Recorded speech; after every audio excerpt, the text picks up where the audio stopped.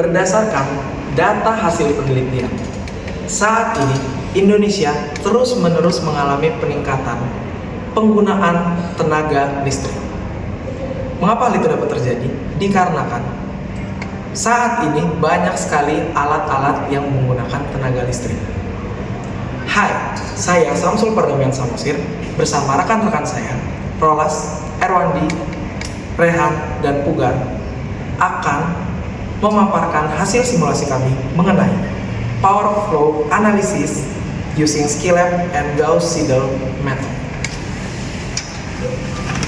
Ini sangat penting dan sangat banyak dan sangat perlu diperlukan karena saat ini listrik di dunia juga sudah mulai tergantikan. Lanjut. Pada tahun 2023 nilai konsumsi listrik di Indonesia itu sekitar 1,337 kWh. Capaian ini meningkat 13,98% dari tahun 2022 sebesar 1,173 kW/h per kapita. Kemudian untuk memastikan kedengaran operasional tetap terjaga di setiap bus, diperlukan analis aliran daya. Melalui perhitungan ini dapat diketahui tegangan, sudut fasa, kemudian ada aliran daya aktif, daya reaktif, dan sebagainya. Kemudian persamaan bersifat nonlinear ini atau aliran daya dapat diselesaikan dengan metode Gauss-Seidel. Pada percobaan ini digunakan metode Gauss-Seidel untuk menentukan tegangan bus, kemudian ada aliran daya dan rugi-rugi daya yang dihasilkan. Ini saya akan menjelaskan power flow analysis dan metode Gauss-Seidel. Power flow analysis adalah metode untuk menentukan besaran tegangan di setiap bus serta aliran daya aktif dan reaktif pada setiap saluran. Analisis ini menggunakan input berupa data bus, data saluran, dan data generator atau beban. Hasil yang diperoleh meliputi besar tegangan, sudut tegangan, dan aliran daya dan rugi-rugi daya. Yang dimana tujuan utamanya adalah memastikan sistem tenaga bekerja aman, mendeteksi potensi over voltage, menghitung rugi daya, dan membantu perencanaan pengembangan jaringan listrik. Yang proses awalnya itu dimulai dari pembentukan matriks admintasi atau Y-bus. Kemudian setiap bus diklasifikasi menjadi slack bus, PV bus, dan PQ bus. Selanjutnya metode Gauss-Seidel yang digunakan untuk menyelesaikan analisis aliran daya dengan menghitung tegangan setiap bus secara melalui proses iterasi. Rumusnya memperbarui tegangan bus ke I berdasarkan data daya PI dan GI, elemen admitansi YIJ, serta tegangan bus lainnya. Metode ini sederhana, mudah diprogram, dan cocok untuk sistem kecil hingga menengah karena tidak membutuhkan penyimpanan matriks besar. Namun kekurangannya adalah konvergensi yang relatif lambat, terutama pada sistem besar atau yang sangat terhubung. Terima kasih.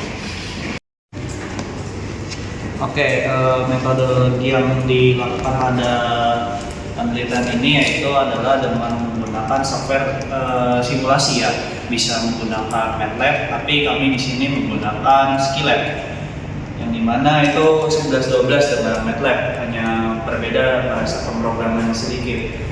Selain itu, pada metode ini menggunakan metode Gauss-Seidel, yang dimana pada 30 bus, masing-masing bus dilakukan iterasi sebanyak 30 kali.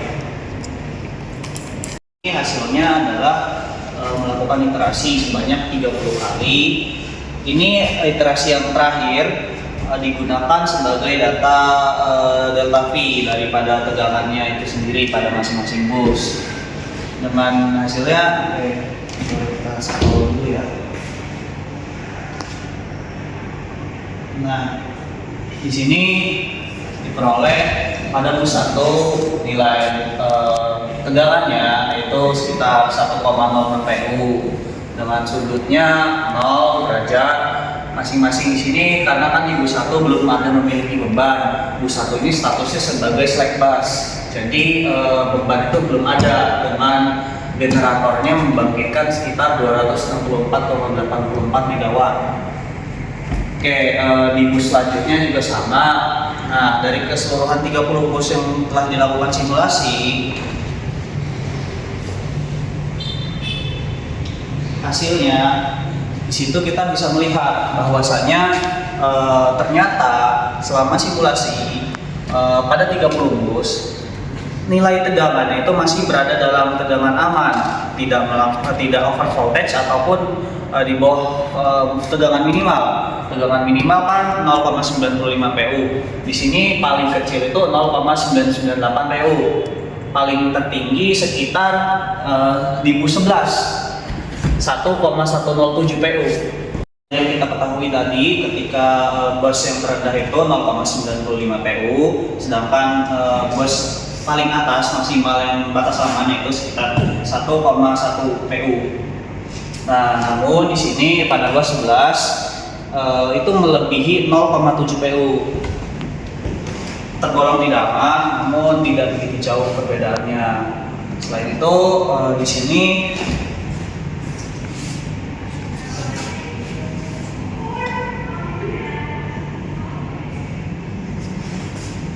pada bus kelima kita menambahkan generator untuk daya reaktifnya sebesar 55,42 PU, megawatt farm, volt ampere reaktif, dan untuk generatornya 40 megawatt. Hasil ini digunakan untuk meminimalisir rugi-rugi daya yang dihasilkan pada tiap bus. Oke. Nah, oleh karena itu dapat disimpulkan bahwasanya penggunaan metode Gauss-Seidel ini dapat dilakukan untuk mengiterasikan jumlah rangkaian listrik dan transmisi listrik pada jaringan distribusi maupun transmisi. Umumnya metode Gauss-Seidel ini dapat digunakan untuk bus rendah, hanya saja itu ketika untuk menggunakan perhitungan manual. Namun ketika untuk simulasi kita dapat menggunakan bus yang lebih banyak pun tidak masalah. Hasilnya yang didapat tegangan dan sudutnya konsisten, tidak begitu jauh tegangan yang nilai yang didapatnya, seperti itu. Oke.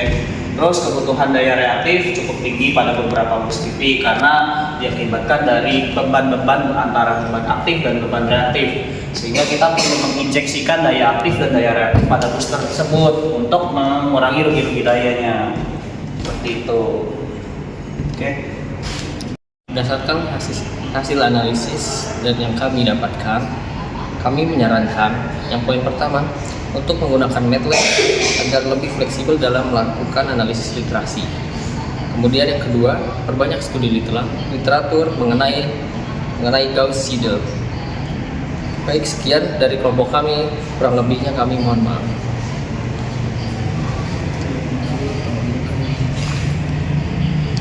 Cepat gak sih?